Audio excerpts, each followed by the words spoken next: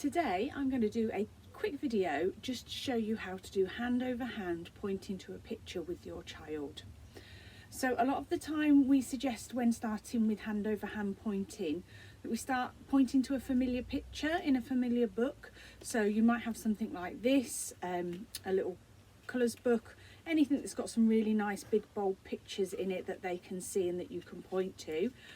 What we'd suggest is that you pick perhaps 2 or 3 pictures in that book, not necessarily the whole book, to point to, but use those same pictures every time you point to the pictures. So if, for instance, I pick in here that I am going to point to the bananas, then the bananas is a picture I point to every time we read this book, just while they're getting familiar with pointing and using that finger.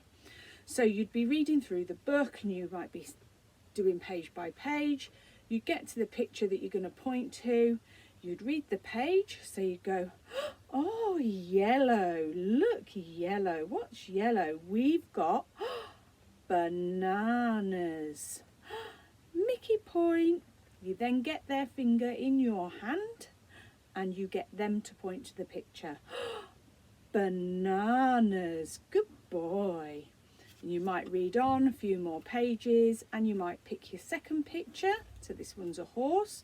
So again, you would go, horse, Mickey point, horse, good boy. And you do this every time you read the book, and you try and do that a few times a day.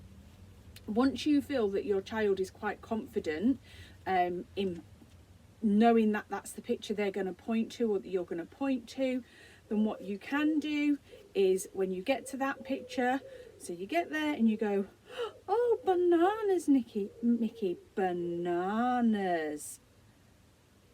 You might pause, see if he'll point himself and even encourage him.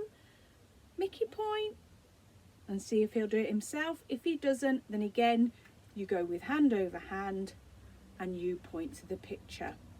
The more times you can do this, the more repetition of this you do in a day, the better. And it's just really getting them used to using that finger to point to a picture. And once you've got them pointing to those familiar pictures in those books, you can start moving that on and generalising that in more areas. So I hope that helps if you're just starting out on doing some pointing work with your child and gives you an idea of an activity you can do.